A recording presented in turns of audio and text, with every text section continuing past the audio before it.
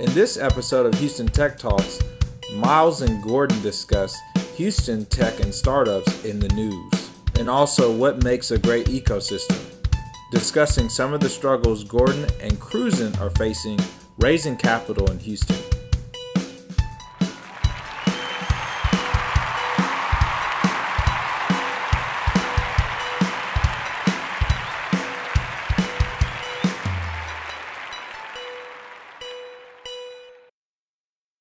Man, it's been a lot of different news popping off.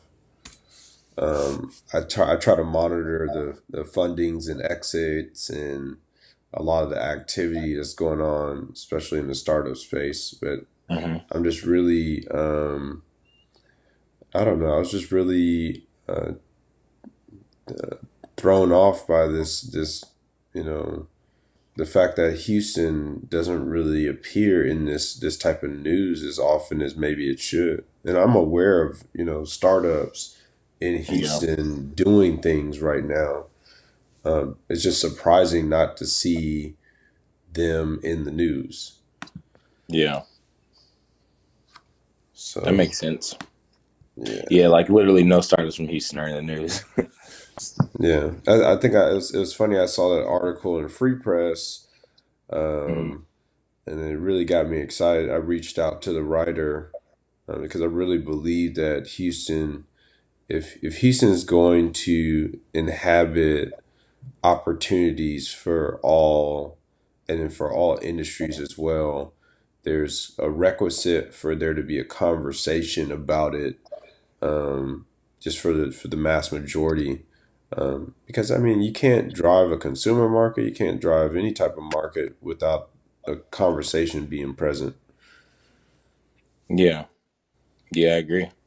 You gotta you gotta be able to promote it before you implement it a little bit, right? So that's the biggest thing is Houston has a lot of lacks, but it just doesn't make sense why there isn't, at least like you said, a conversation about it.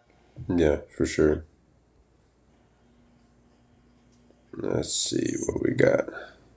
I just saw there's an article about this new startup called Robo Mart, and they're basically trying to be a traveling bodega uh, or a traveling convenience store, Mm. and I think that's heck of futuristic, but it sounds a lot like the startup idea that we came up with called Snack Rover that we're working on right now. hmm Um, but it's interesting, like even Houston has a very ripe opportunity to be a host to startups like this kind.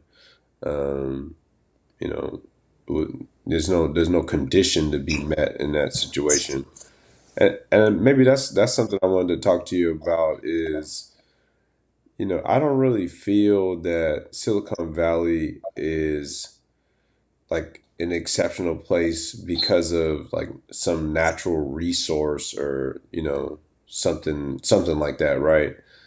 Silicon Valley came about because there was just a congregation of specific types of companies and hmm specific types of wealth and capital entities that led to the growth and expansion of kind of a culture in the way that it exists now. hmm Um, but I don't think other cities were very different from that. New York definitely had that same show of things. Chicago was that for the entertainment industry and TV. So what are your thoughts about how Houston relates to that conversation and just your opinion overall on like having to be in Silicon Valley to be a successful breakthrough company?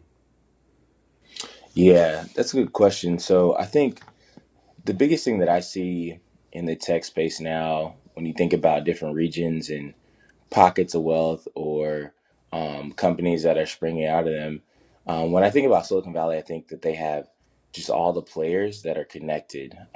The way I kind of describe it is that to fall in love with someone, it takes two people to actually want to be in love and want to be married for it to happen. Hmm. And I think that's the biggest thing that's missing here in Houston is that in a place like Silicon Valley where you have investors that are willing to throw bets on multiple companies, not just one, or entrepreneurs that or entrepreneurial minded people that come out of college and say, "Hey, I'm gonna go work for myself instead of going to work at Google or even Amazon, or taking the leap there, knowing that there is a track for them to do their own thing." Mm, Is kind of facilitates that entrepreneurial growth and mindset. And then, I mean, lastly, like it really just comes down to the talent as well. So with those two kind of first ones I talked about, those two elements, it brings the talent there that allows for individuals to take that leap and say, "Hey, I have the support group of going to get maybe it's five tech people or two or whatever really quickly, and I mm, can find them in a very convenient place." Whereas in here, in the Texas area, Austin included, um, you really don't have that three kind of prong approach that I think is really missing. And the first starts with capital to be able to do that, because I think people naturally believe in themselves to be able to pull off an idea or start a company, right? mm. But it takes the capital to be able to say, "Hey, you know what? I'm gonna take a bet on this entrepreneur, not just because of the idea, but because of their track record, whether it's their professional career or whatever," which allows the entrepreneur to take that risk, and then it allows for the talent and just the human resource or human capital to be here to allow for that to facilitate over and over and over again. And Silicon Valley's just got it right because they made great bets on some great companies and they've Yeah. exploded. And so I think Houston just is very risk averse in the sense of that, and other Hmm. markets as well. And so I think about it from that standpoint, those three elements that is really keeping Houston from being great. Yeah. I mean, that's very true. And you brought up that kind of three-prong component of having the talent present, having industry drivers, and having definitely the capital in place to back early entrepreneurs. And then as they move through that progression through all stages of funding is important as well. Yeah. But I think part of the talent conversation for me is the fact that you have a university like Stanford right in the Mhm. middle of that thing, and I'm very pro Houston, and to me, I just I really don't regard Stanford at the level that I regard Rice, and that's just because I'm a Houstonian, and I really feel that Rice is globally competitive academically. When my school, University of Miami, advertised for me to attend there, they wanted to make sure that they noted to me that University of Miami was the Rice of South Florida. Hmm. And I mean, it goes to speak wonders even beyond that. Just one of my colleagues is a Rice PhD graduate who is in a lead position at Google. Hmm. So I mean, there is some validation in the fact that Rice is putting out the talent, so to say, but the other components that you Hmm. mentioned are not present to harvest that talent, even just beyond that from UT or Texas A&M, LSU, Prairie View, TSU, or any of the local universities to say, hey, before you run off to go anywhere else, Hmm. U of H especially, before you go off and run anywhere else, participate in the ecosystem or participate in the industry that is presently here. And for a lot of people, I think, and I hold all persons accountable, an assumption is being made that Houston is intended to be an energy city when it really is one of the most like versatile cities in the country for any industry to form and take shape. Hmm. Yep. Yep. It's I agree. yeah, it's a large port. It's a large port city, number one. Hmm. It has access to tons of transportation. It has a double hub with two airports. It has an expansive geography that allows for very reduced a cost basis Hmm. for business setup. So you can get Hmm. started with a very low entry point. Yeah. You have a ton of population, so you can test and iterate and grow your company from small scale to serving just this market and be able to size that for other markets. You just have a lot of features that you don't have in other places, and to me, that is a compelling enough reason to start some growth company activity in Hmm. Houston. But I don't necessarily agree with the idea that we need to go out and get the big box tech companies to come set up shop in Houston as well. So, what is the balance for you in that conversation? Do you go get the big players and say, "Hey, yeah, you guys come here because that could help the market," or do you start organically, kind of the conversation that we've been having, trying to support and facilitate growth from independent entrepreneurs and founders to take steps into this space? Yeah, that's a good question. I think I'll backtrack a bit on the talent perspective first. Mm-hmm. Last year, we were doing some recruiting for some developers and some tech resources, and mostly at Rice. Obviously, being here in Houston, Yeah. and it was time after time. Kids are graduating. We're going to work at Uber or Google or Amazon. All out of state actually. And you'll appreciate this, Coach Killen. I was at Killen's Burgers Mm-hmm. probably a week ago, and I saw him, and I was talking to him, just catching up, and he was telling me his son is actually working at Microsoft right now in Seattle. And so it was just so crazy to see that this Pearland kid had to go all the way to a place where it rains a bit more and all that Mm-hmm. stuff just to get a really good job in tech because he came out of I forgot what school. But I think just seeing that happen time and time again, that's really just kind of deflates the growth I think that Houston could experience, that will have people that would start their companies. And to your kind of second question, I think it could be both ways. I think it would be nice to have a couple of bigger name companies, like a Google or Amazon or whoever, set up actually a regional shop here, and allow for that to start to foster the growth. But I think it is like for the high net worth individuals and the people that are at VC funds or angel groups, and I'm not going to name any names, but I think if they started to take more local bets and Mm-hmm. stop trying to play it safe on just the typical path of what Houston is, which is energy, utilities, um, healthcare, and real estate, Yeah. then that really will allow for entrepreneurs to be better and also Mm-hmm.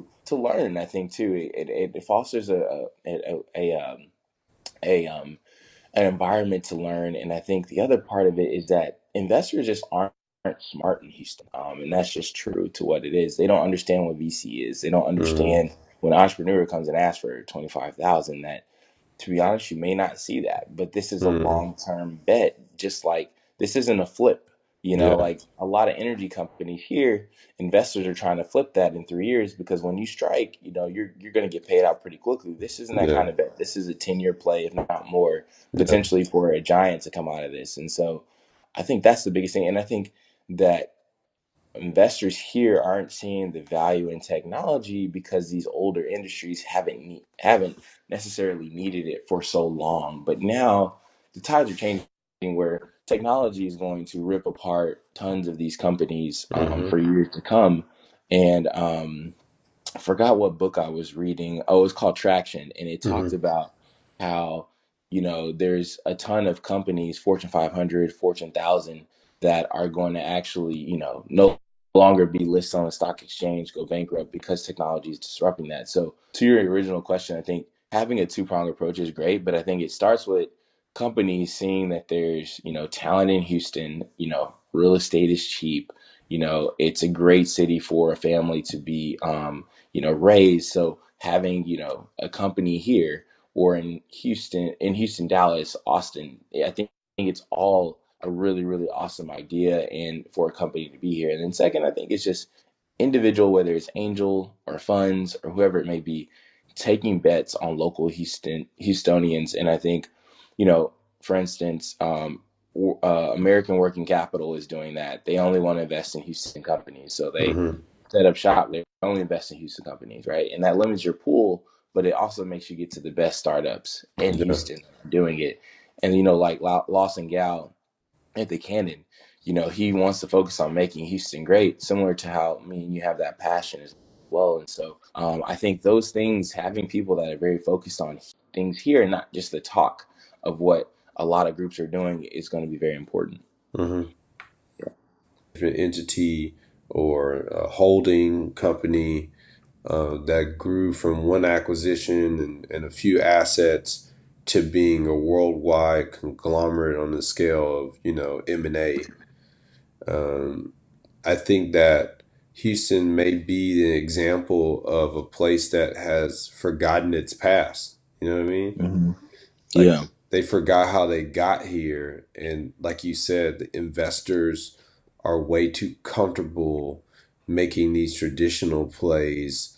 And nobody's making bets on the local people, which to me Hmm. is really what causes the most frustration for me in the market. You have a market that lays off at least 5,000 people on average since 2008. um, and that's a tough pill to swallow. It's like Hmm.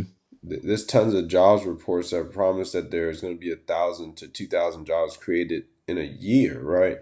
So if you're losing 5,000 on average in an individual large market, the fourth largest city in the country, Yeah. per year, these people are not they're not disappearing.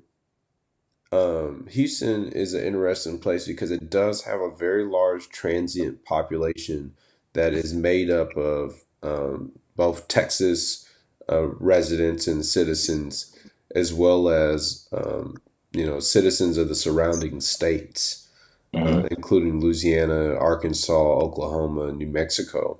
Yeah. They're very, very well known traveling professionals that move throughout the region because they know that's what it requires, especially in the southern United States, Hmm.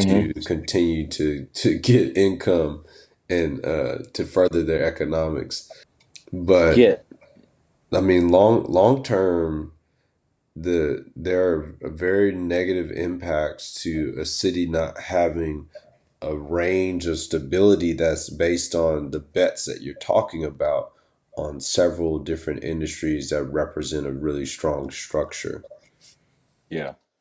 That's a good point. And I think the biggest thing, like you said, like people don't go away. Jobs may get absorbed or turn into robots or whatever we want to call it, but the people don't go away, right? Most of these people that are working for oil and gas companies, especially after 2008, 2007, you know, they're tied to the city. Once you Hmm. take a bet on energy, you have a house here, you're doing certain things here. I mean, we have I call them expats, even though I don't know if that's the right term, but they're coming into Houston, a lot of them, right? And Yeah. Houston's changing as a landscape, and Republic of I think Texas. That's what you're getting at. Republic of Texas.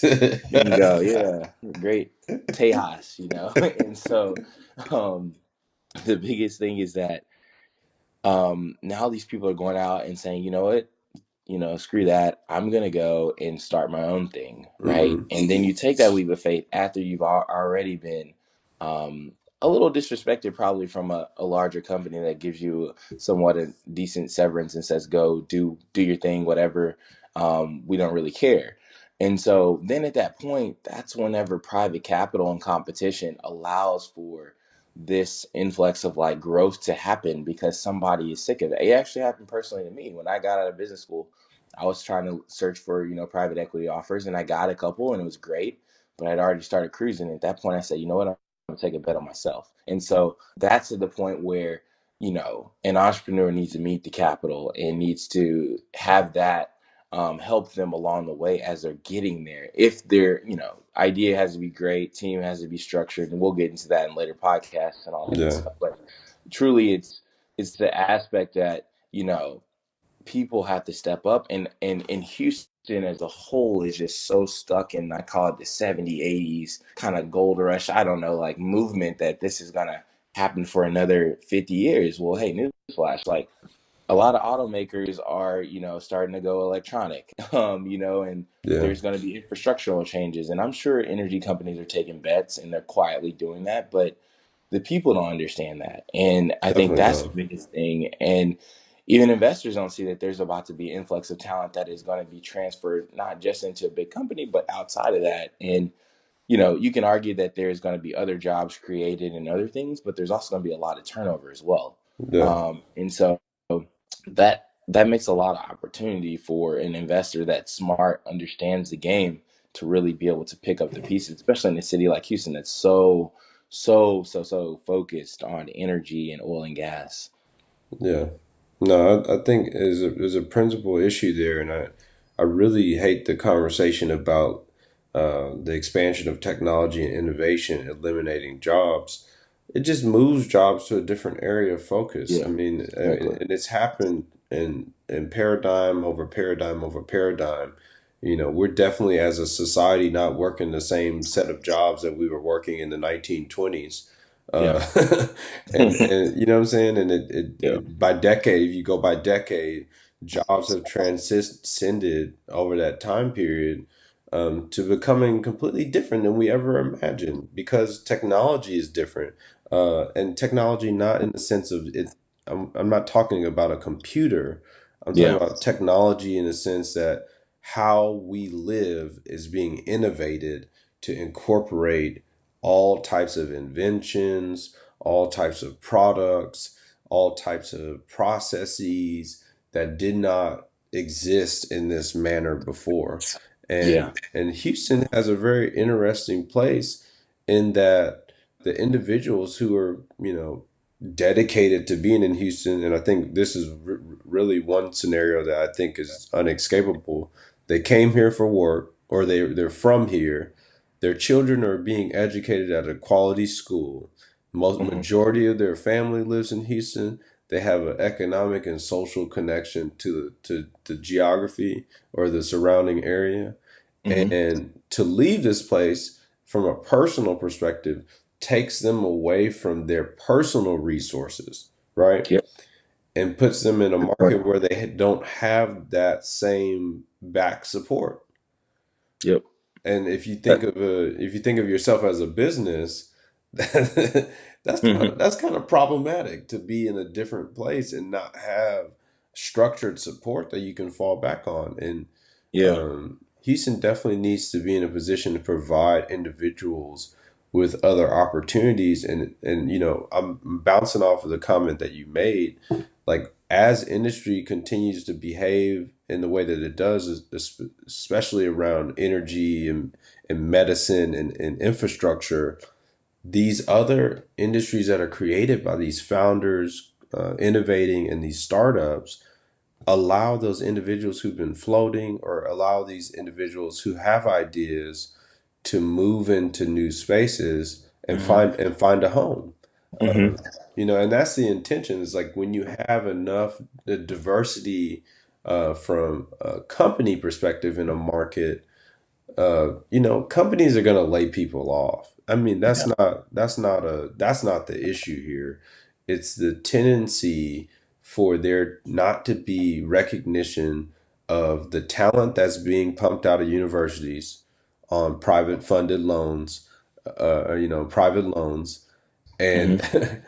and these people being promised job opportunities that are not being vetted. There's no jobs index that says like X number of jobs in electrical engineering are going to be present in 2018. Hmm. So there's definitely a need for innovation as a sidecar to these traditional industries because long term, we don't know what's going to happen to these industries. Yeah.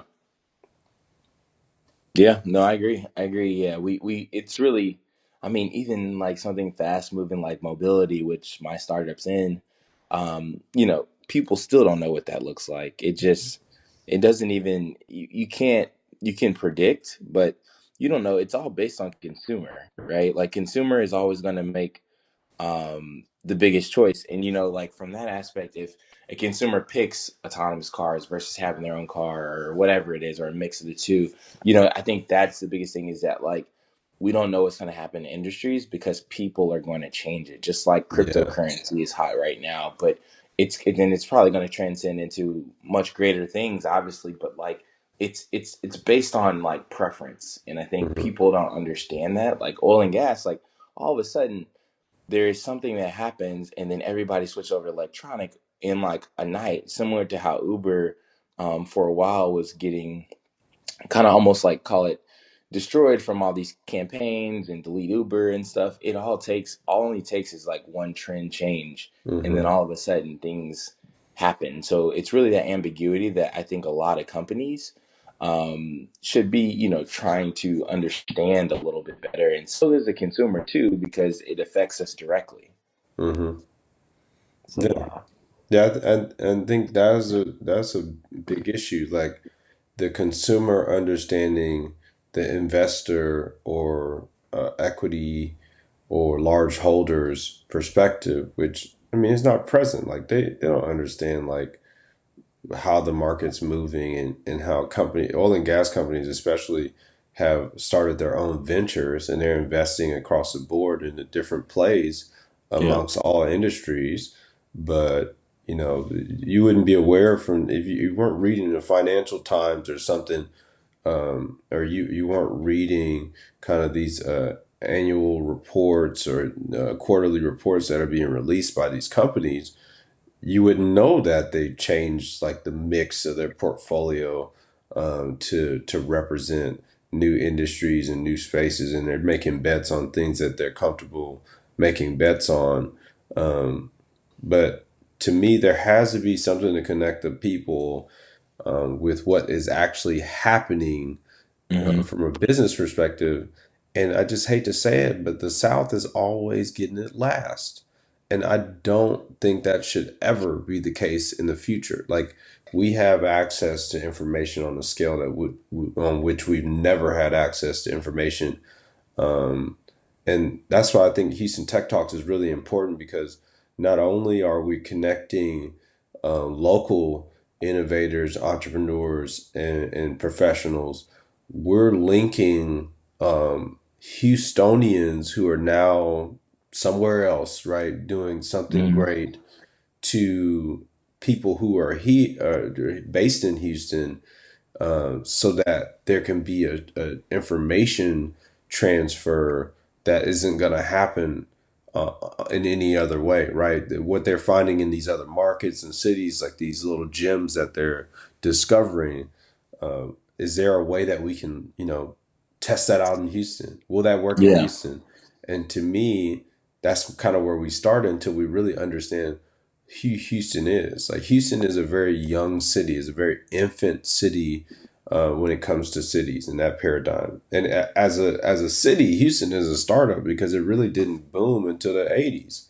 Like Yeah. growth wise, industry wise, there's a lot of components to that, right? You see how our transportation system has evolved over that same timeline, and Yeah. from the late '90s to now, kind of been sucking water because the number of people moving in is rapidly increasing, and the infrastructural trend is very difficult to keep up with. But I do want to talk about the idea, and you mentioned your startup, um, Mhm. this idea that if you don't have the support local, what happens? Like what happens to companies that aren't able to get we talked about the different examples like the talent, the capital, and then some, I think just some community resources of other founders and other startups and mentors and things of that nature. What happens when you don't have that? Like, what are you Yeah. guys facing at the moment? Yeah. So I think that's a good point. And I think just for us, just to give context, so I'm co-founder and CEO of a company called Cruisin, and we are a long distance ride sharing company that focuses on allowing for a marketplace for people to sell and book seats going to their destination. So, for instance, if you're going from Houston to Austin just to visit grandmother for Thanksgiving holiday, and you have a car, you can list your seats on our platform, and then people can book those and go with you to Austin. Or on the flip side, obviously, you can get cheaper travel that's comparable to a bus ticket, but has a lot more comfortability like a flight. And so, truly, from our side, we've gotten a good amount of traction now. We're in over the tens of thousands of or tens of hundreds of rides now, or and I think, sorry, I think I messed that number up, but Yeah, no, just restate it. yeah. Yeah, we're in we're over 10,000 rides now, and we truly are at a point where we are ready to scale or at least get bigger, obviously. And we're in over 20 universities now, and it takes capital to market a technology company. And so I will never forget this instance, but this year I was pitching to a local angel group here in Houston.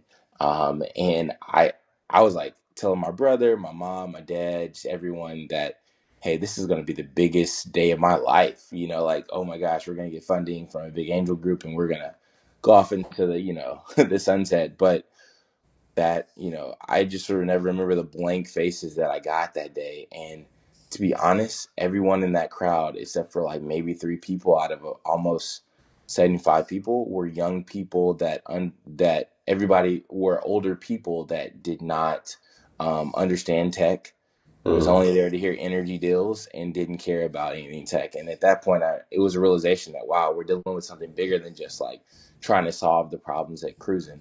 We're trying to solve the problems with a force of or high net worth individuals that don't understand like that technology is the wave of the future. Hey, And so, restate that real quick. You said the crowd, kind of start from that with the okay, crowd, the faces. yeah. So we were pitching to a local angel group, and the when we were pitching, I mean, I thought it was the biggest day of my life. I told my mom, dad, brother, sister, whoever I could tell that, hey, we're gonna get funding and ride off into the sunset. And truly, when I pitched, and I had a co-founder pitch with me as well, there literally was no no excitement. It just kind of fell on blank faces. They just were like, "What is technology?" And I think it was only three people in the crowd that got it out of around 75 people. And so I think at that point I realized that while we're dealing with more problems than just the internal ones that we have at Cruisin', it's bigger than us. It's an uneducated, investor base and just other things in the infrastructure of Houston technology space that are not there. And so at that point, we started to look for outside capital. And within a couple months, we got some favorable investors in different areas in the Northeast that want to give us term sheets. And so one of the terms of those term sheets is to move to that area, right? Mm-hmm. And Mm-hmm. personally, I'm fine with moving, because I have something that I can, go up to their friend base and everything. So, but it's moving, other people in my company. I mean, we have almost a company of 10 now, and having to move them up there where that not necessarily, like you said earlier, the personal, infrastructure here for yourself, your family, that support system, because entrepreneurship is tough. And so, you have to move away from that. And now we have to go, and, we're at this dilemma now where term sheets are about to come out pretty soon. And we have to make the choice. Hey, are we going to turn down capital to Mm. stay in Houston for a dream that will take a few years to come to the fold? Or do we go up to Boston or New York or DC or wherever and try to, make it work there, where more capital is more vast and are vast, and we can actually utilize that in a big way. So I think that's the biggest thing for us at Cruisin' that we're trying to figure out. And I can only imagine what other entrepreneurs that are actually out here doing this full time are facing from that degree, especially if you're trying to scale a big organization that you believe in. Yeah. I mean, you guys are somewhat bootstrapped and were able to get some small capital, some angel capital on a small scale starting up, but you're really hitting that point where you're gonna need more. And I say it again, like it appears to me that the persons you guys are having the best traction with have a thesis that understates this idea that they're going to invest in companies that are located in the region that they support. Yeah, exactly, exactly. That is So, 100%. Because when you think about it, it's they get it. It's the infrastructure. So like Boston has a great mobility space up there. Like New York has one as well, where they have startups like Nutonomy or Zipcar or hmm hmm whether it was Chariot or Bridge, all these companies in that Northeast area where they have been successful because the capital, but also the operators that are there that hmm can serve as advisors and on your board that help you get in connected places, yeah, and allow for you to flourish and grow your top line. So you're hmm right, yeah, and they want you locally so that they can help better, right? yeah. And so that's the biggest thing. Yeah. No, I mean that's a really important thing to consider. And I think that, I don't imagine that Houstonians that are creating companies are having, well, let me start slowly on this. I think that founders in Houston on some spare percentage are able to locate a little bit of capital to get started, either through low level financing or some debt products, or independent investments like angel investors. They're able to get some early capital to get started with. But beyond that, I don't really see anybody raising 100K plus on demand with the right pitch and the right, and the right deck. I don't see that happening just from my personal experience. Hmm. And we were fortunate in the deals that we've been doing to find a peer and partner that believes in what we're doing on a scale that they've been willing to back us from I would say from an investor's perspective and on a personal level too, and that's just rare in itself. But for the rest of the ecosystem, there, there's places like Station Houston that are trying to rapidly grow as an incubator, but they Hmm. need VCs to make that a reality. Yeah. And two, I know Lawson has a vision with the Canon to do likewise, and we really need highly active angels and VCs to make the companies like Cruisin that are like amazing ideas. And I mean, they don't even have to be breakthrough for the rest of the country. They could apply to just this geography and be Yeah. awesome as well too. That Yeah. those ideas have a home and can be supported in the region, in a way that's sustainable long term. Yeah. And like you said, it appears, I'm not gonna state it beyond that, but it appears just based on our experiences that the aperture and the appetite for technology and the way that technology is being mended and enabling business Yeah. is not being adapted, understood, and in a way that somebody's going to put a check towards it, you know? Yeah. Yeah. It's not happening on the check sizes you need to grow. I Yeah. mean, like I always say to people, I think that if you just conquer Texas and you're a really good startup, you can be a $500 million to $1 billion business just in Tejas And Texas because alone, I keep alone, telling because people this, man. Texas yeah, alone. you don't have to move outside of it. It's its own country. You don't have to move outside of it. And it's just crazy that investors don't see that. Even in Austin, I think even in Austin, there's this fear for whatever reason and don't know why, but it's just I think that's the biggest thing that is really, really, really kind of disturbing. to Yeah. anyone that's trying to like do this for real. Yeah. Um, Everybody that's kind of doing this, I mean, you kind of get what you put out there. But for people that are actually out here trying to really make this like a lifestyle and something that they really want, I Hmm. think there has to be a bit, of a change in the ecosystem here in Houston, or people are going to just leave the city, and that's what's been happening. And I'm sure so many other stories of this that are untold, but we're here telling the story now because there's a need. Yeah, it's definitely a need. I think that's important. I think in future episodes, we're definitely going to be interviewing several individuals who are in a very similar predicament as Cruisin, and as well others that are in kind of the stage before that where they built something, it works, they're obtaining some market, right? They're getting Yeah, users or they're getting customers and are not able to access resources required to scale on a 1x 2x level, hmm, right? And that's small. Like you're talking about a small business scaling that really isn't, it's not even on the radar for most yeah, folks.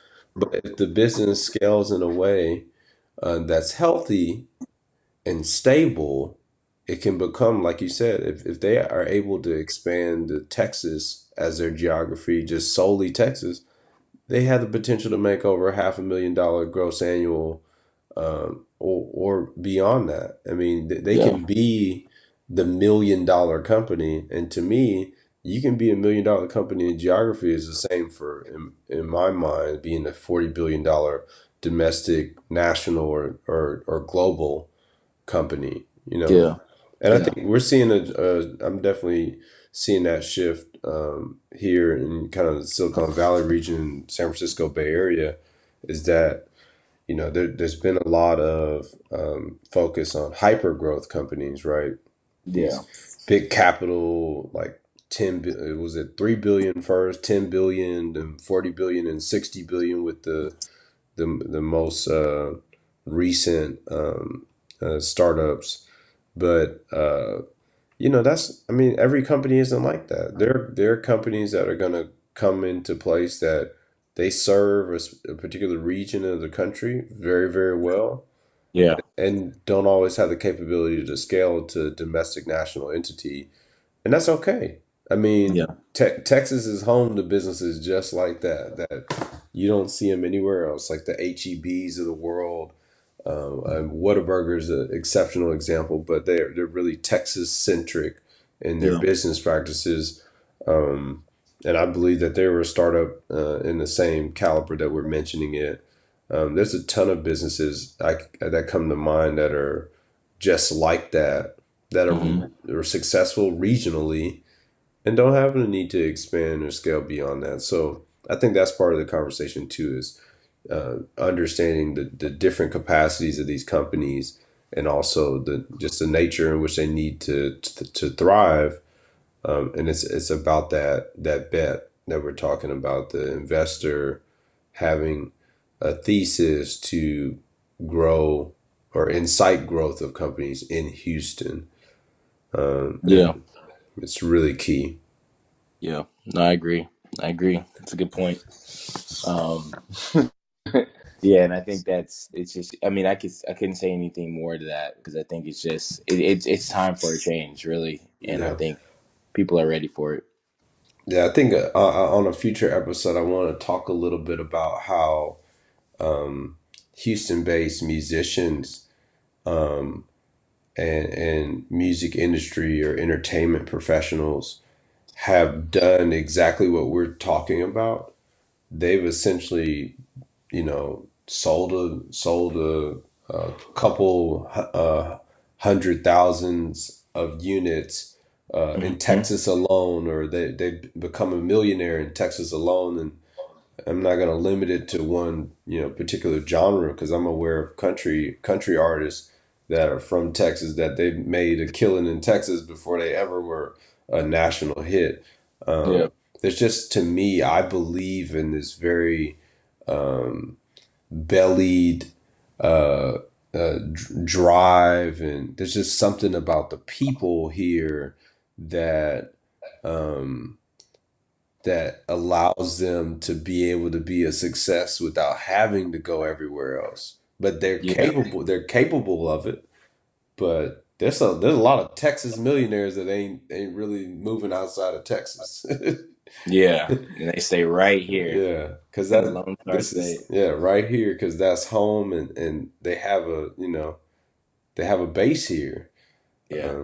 So I know we'll talk about that later. Just and I've run into Chamillionaire at more than one conference and or event, and he to me is really impressive, just from where he went from a teenager to where he is now is a really interesting story that I think that if Houstonians don't know about this man, he definitely needs to be being mentioned and being spoken about on the wave of being an innovator in his own right, and being a business person on a larger scale, a very innovative business person. So we'll try to get our list together, and for sure, we hope that if you're listening right now and you have some questions or you have some ideas, that you'll reach out to us, and Yeah, let us know. we'll have a contact information block that's added at the end of this. So feel free to reach out. You can join the Facebook group Houston Tech Talks.